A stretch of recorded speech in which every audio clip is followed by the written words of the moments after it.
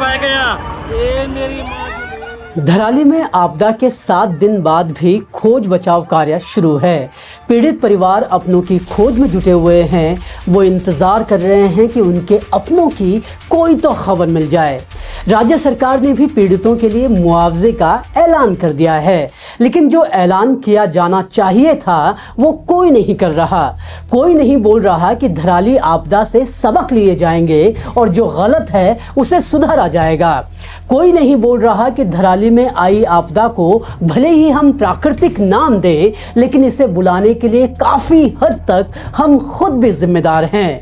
आपदा के 6 दिन बाद भी धराली में आपदा क्यों आई, इसके लिए साफ साफ उत्तर किसी के पास नहीं है। कुछ कह रहे हैं कि ये बादल फटने की वजह से आई, कुछ का अनुमान है कि हैंगिंग ग्लेशियर के टूटने से ये आपदा आई है। अब असली वजह जो भी हो वो कुछ दिन में पता चल जाएगी, लेकिन इस आपदा ने इतना भयानक रूप कैसे लिया, इसका जवाब सबके पास है। एक्सपर्ट्स हर बार की तरह इस बार भी चिल्ला चिल्ला कर जवाब बता रहे हैं, लेकिन नीति निर्माता इसे सुन लेंगे ऐसा लगता तो नहीं है। इस रिपोर्ट में हम आपको धराली आपदा का एक एक अपडेट तो देंगे ही, साथ ही उन वजहों पर भी बात करेंगे जिनको इस आपदा के लिए जिम्मेदार माना जा रहा है। इसके अलावा जानेंगे कि कैसे पहाड़ों में पर्यावरणीय नियमों की अनदेखी एक बार फिर भारी पड़ी है। तथ्यों के जरिए हम आपको बताने की कोशिश करेंगे कि उत्तराखंड में आपदाएं ना रुकी हैं और ना ही आगे रुकने की संभावना नजर आती है, और ये स्थिति तब तक बनी रहेंगी जब तक सरकारों की प्राथमिकताओं में ये पहाड़ नहीं आते। क्योंकि बादल फटने की घटनाएं हों, चाहे नदियों का रौद्र रूप दिखना, हिमालय में हो रही हर एक विनाशकारी गतिविधि के लिए प्रकृति से ज्यादा हम खुद जिम्मेदार हैं। वो कैसे, इसी सवाल का जवाब देने की कोशिश हम इस रिपोर्ट में कर रहे हैं। इस रिपोर्ट में चलिए समझने की कोशिश करते हैं कि आखिर हिमालय में बार बार आने वाली इन आपदाओं से हम कुछ सीख क्यों नहीं पाते। छोटे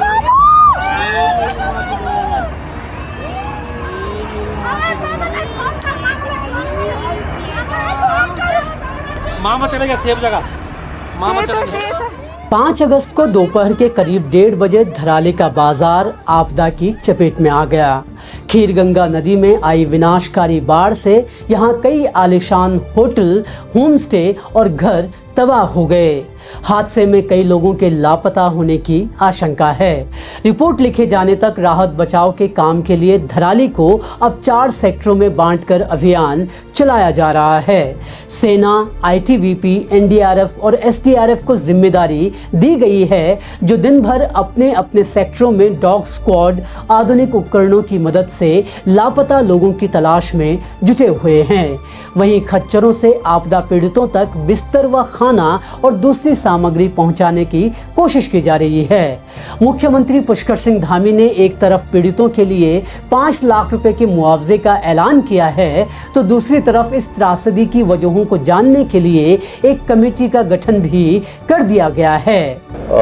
राशन पर्याप्त मात्रा में वहाँ पहुँच गया है। कपड़े इत्यादि सभी प्रकार की व्यवस्थाएं वहाँ जो जरूरी हैं सहायता के रूप में वहाँ पहुँच रही हैं। 5 लाख रुपए की धनराशि का हमने फौरी तौर पर जो तत्काल सहायता होती है उस सहायता को भी जो है हमने जारी किया है कि वहाँ पर तत्काल लोगों को सहायता मिले। लगभग 107 परिवार हैं, उन सभी को जिनके मकान क्षतिग्रस्त हुए हैं, जिनके कोई लोग उसमें दिवंगत हुए हैं, उन सभी को ये सहायता हम लोग कर रहे हैं। उन्होंने कहा कि प्रभावित परिवारों को अगले 6 महीने का राशन राज्य सरकार उपलब्ध करवाएगी। आपदा से जिन लोगों के मकान पूरी तरह नष्ट हुए हैं, उनके पुनर्वास और विस्थापन के लिए 5 लाख रुपए की तत्काल सहायता राशि जारी कर दी जाएगी। ये तो बात हो गई धराली की और वहां चल रहे राहत कार्यों की। अब इस आपदा के आने की वजहों पर भी बात कर लेते हैं। भले ही अभी साफ साफ कारण इस आपदा का पता ना चल पाया हो, लेकिन लेकिन एक्सपर्ट्स इसके लिए मानवीय गतिविधियों को ही जिम्मेदार ठहरा रहे हैं। धराली का बाजार क्षेत्र जिस जगह बसा है वो कोई साधारण जमीन नहीं है। यहाँ एक डेब्रिस फ्लो फैन है। इसका मतलब धराली का बाजार एक ऐसी जगह पर बसा हुआ है जहाँ पर एक पंखे के आकार का भू आकृतिक निर्माण है। ये एक ऐसा क्षेत्र होता है जो बार बार आई बाढ़ों और उनके साथ आए मलबे की गाद से बना होता है। मतलब साफ है कि ये इलाका जहाँ आज होटल, लॉज, दुकानें, होम स्टे और घर खड़े थे, पहले से ही अस्थिर और मानवीय बस्तियों के लिए सही जगह नहीं थी। यहाँ पहले भी बाढ़ आती रही है, फिर भी बीते 2 दशकों में इस क्षेत्र में निर्माण कार्य तेजी से बढ़ा है। पर्यटन और व्यापार के दबाव में यहाँ जो ढांचे खड़े किए गए उन्हें प्रकृति के लिहाज से बनाने पर ध्यान नहीं दिया गया और नतीजा हम सबके सामने है। सीनियर जियोलॉजिस्ट नवीन जुयाल इंडिया टुडे से बात करते हुए कहते हैं कि धराली मानवीय बस्ती के लिए सुरक्षित स्थान नहीं है। वो बताते हैं कि बाढ़ में जिन इमारतों को नुकसान हुआ है वे सभी खीरगाड़ के पुराने बहाव मार्ग पर बनी हुई थी। इस मार्ग को समय के साथ अतिक्रमण कर बस्तियों में बदल दिया गया था और 5 अगस्त को आई आपदा में नदी ने अपने पुराने रास्ते को वापस ले लिया है। सिर्फ नवीन जुयाल ही नहीं है जो धराली आपदा के लिए मानवीय गतिविधियों को जिम्मेदार ठहरा रहे हैं। अन्य कई विशेषज्ञों का कहना है कि धराली हेडलैंड्स पर बसा हुआ शहर है, यानी ये मिट्टी व बालू से ग्रस्त मैदान पर बसा हुआ है और एक्सपर्ट्स कहते हैं कि इन क्षेत्रों में कई होटल, होम स्टे और अन्य निर्माण हुए जिन्होंने खीर गंगा नदी के तट पर संतुलन को बिगाड़ दिया और ये सब पर्यावरण नियमों का खुला उल्लंघन था। एक्सपर्ट्स ही नहीं बल्कि स्थानीय लोग भी सरकार पर इसी तरह के आरोप लगाते हैं। स्थानीय लोगों का कहना है कि सरकार पर्यावरणीय रूप से संवेदनशील क्षेत्रों में नियमों के उल्लंघन पर आंखें मूंद लेती है। इसमें भागीरथी नदी किनारे नए निर्माण पर लगे प्रतिबंध की अनदेखी भी शामिल है। दरअसल Dharali Bhagirathi eco sensitive zone में स्थित है। ये इलाका बेहद नाजुक इकोलॉजी वाला है और विशेषज्ञ मानते हैं कि नदी के बाढ़ क्षेत्र यानी फ्लड प्लेन पर अनियंत्रित निर्माण जैसी गतिविधियों ने आपदा की गंभीरता बढ़ाने में योगदान दिया है। भागीरथी इको सेंसिटिव जोन 4157 वर्ग किलोमीटर का क्षेत्र है जो गंगोत्री से उत्तरकाशी तक फैला हुआ है। इसे 2012 में बनाया गया था। ESZ का दर्जा इस क्षेत्र को अनियंत्रित विकास से बचाने के लिए एक सुरक्षा कवच के तौर पर होना था, लेकिन एक्सपर्ट्स की माने तो इसे नजरअंदाज किया जाता रहा है। भागीरथी ESZ निगरानी समिति के सदस्य लगातार अनियंत्रित निर्माण के मामलों को उजागर करते रहे हैं। इंडियन एक्सप्रेस से बातचीत में समिति की सदस्य मल्लिका भानोट धराली आपदा को लेकर कहती हैं कि ये एक प्राकृतिक घटना थी जिसे मानवीय कारणों से आपदा में बदल दिया गया। वो कहती हैं कि छोटी सहायक नदियों और धाराओं के किनारे अनियंत्रित निर्माण से नीचे के इलाकों में तबाही आती है। अगर BESZ अधिसूचना का प्रभावी तरीके से पालन किया जाए तो बाढ़ क्षेत्रों में निर्माण नियंत्रित होगा और इस तरह की प्राकृतिक घटनाओं में आपदाओं को रोका जा सकता है। पिछले साल भानोट और समिति के अन्य सदस्यों ने उत्तरकाशी जिले के झाला गांव में बन रहे एक हेलीपैड का विरोध किया था। उन्होंने मनेरी, जमक और उत्तरकाशी नगर के पास गंगा किनारे बनी बहुमंजिला होटल इमारतों को भी अवैध निर्माण बताते हुए चिन्हित किया था। ये निर्माण कार्य ESZ के नियमों का उल्लंघन कर रहे थे, लेकिन फिलहाल NHAI और BRO धरासू गंगोत्री खंड का चौड़ीकरण कर रहे हैं जिसमें धराली भी आता है। पिछले 1 साल में उत्तरकाशी के कई नागरिक समूहों ने हिना और टेकला के बीच प्रस्तावित बाईपास का विरोध किया है। इसके लिए 6000 देवदार के पेड़ काटने की योजना है।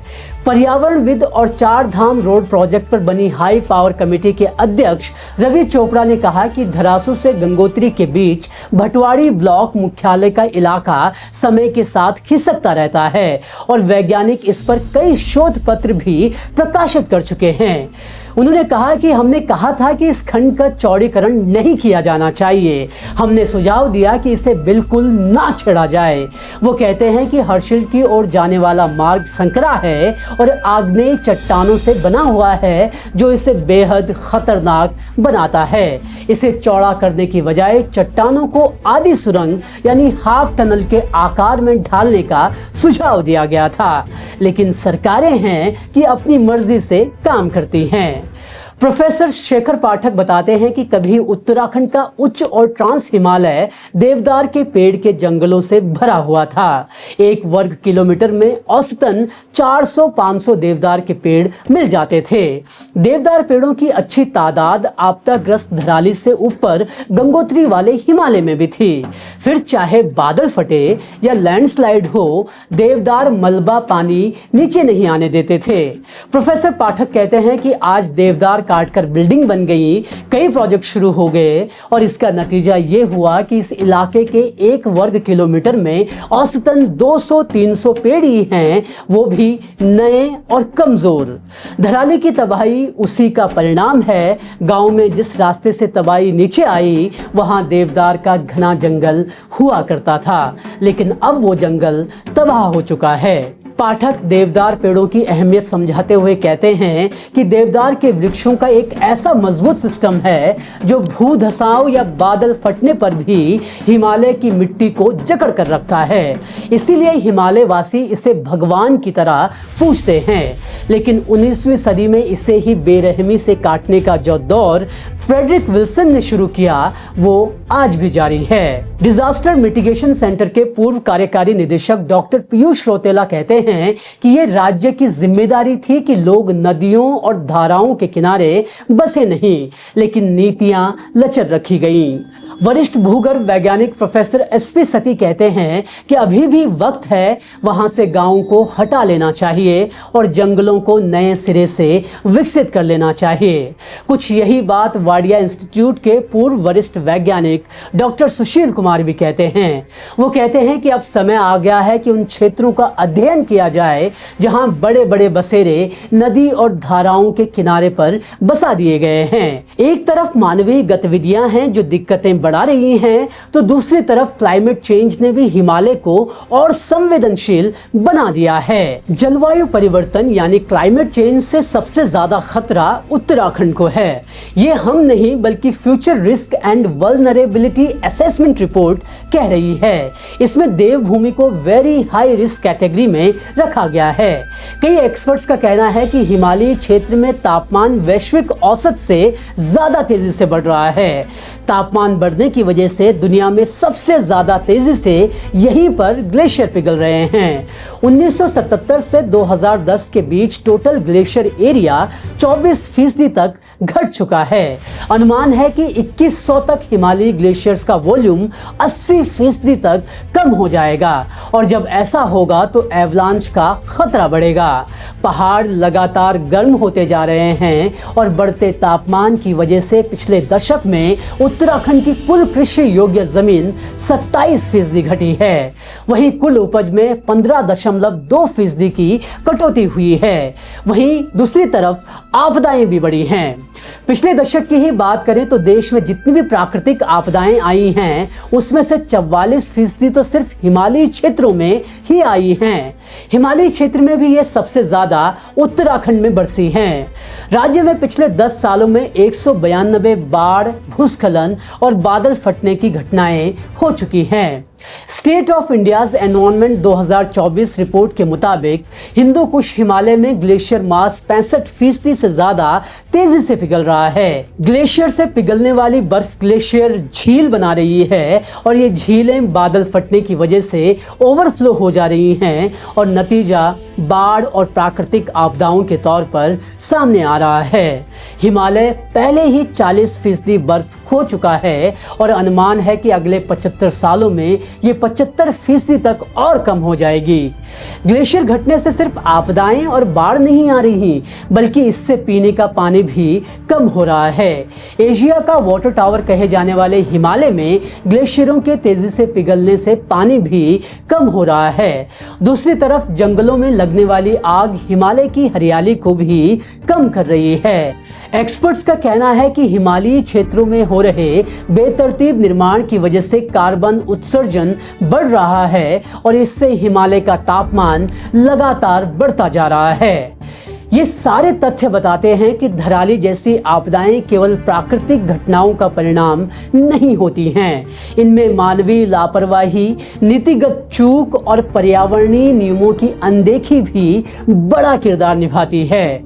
भगीरथी जैसी संवेदनशील घाटियों में विकास कार्यों और निर्माण परियोजनाओं को सोच समझकर और वैज्ञानिक चेतावनियों को ध्यान में रखते हुए ही आगे बढ़ाना होगा, वरना ऐसी आपदाएं आती रहेंगी और हम सिर्फ शोक मनाते रह जाएंगे। एक्सपर्ट्स अर्ली वार्निंग सिस्टम भी यहाँ पर मजबूत करने की राय देते हैं। इसके साथ ही सख्त लैंड यूज के नियम लागू करने की बात भी कही जा रही है, ताकि नदी के तटों और संवेदनशील क्षेत्र में निर्माण पर पूरी तरह प्रतिबंध या नियंत्रण लग सके। घाटियों में मौसम, भू स्थिरता, ग्लेशियल गतिविधि का डेटा जुटाना और अर्ली वार्निंग सिस्टम को मजबूत करने की जरूरत है। आपदा के बाद जांच समिति की रिपोर्ट सार्वजनिक करें और जिम्मेदारों को जवाबदेह ठहराना भी सरकार का काम है। एक्सपर्ट्स कहते हैं कि हम ग्लोबल वार्मिंग और ग्लेशियर पर पड़ने वाले इसके असर को कम तो नहीं कर सकते, लेकिन हम अपने आसपास के तापमान को जरूर नियंत्रित कर सकते हैं। पर्यावरणविद अनिल जोशी कहते हैं कि अपर हिमालयी एरिया से कोई छेड़छाड़ नहीं की जानी चाहिए। वो कहते हैं कि सरकारों को चाहिए कि वो देश के लिए कोई भी काम करने से पहले और नीति बनाने से पहले इकोलॉजी को ध्यान में रखें। लेकिन क्या सरकारें ऐसा करेंगी? अतीत के अनुभवों को देखें तो लगता नहीं है कि नीति निर्माता इतनी आसानी से पर्यावरणविदों की बात सुनेंगे, क्योंकि उनके लिए हिमालय का विकास चौड़ी सड़कें और तिमंजिला होटल ही हैं। पर्यावरणीय चिंताओं को लेकर सरकार के रवैये को पर्यावरणविद रवि चोपड़ा बखूबी एक लाइन में समेटते हैं। वो कहते हैं, आप उस इंसान को नहीं जगा सकते जो सोने का नाटक कर रहा हो। अब मौजूदा सरकार भी सोने का नाटक करती है या फिर जाग जाती है, वो तो आने वाले दिनों में पता चल ही जाएगा। लेकिन फिलहाल आप इन दो रिपोर्ट्स को भी देखिए और समझिए कि किस तरह हिमालय चीख चीख कर अपनी बात कह रहा है, लेकिन सिस्टम उसकी सुनना नहीं चाहता।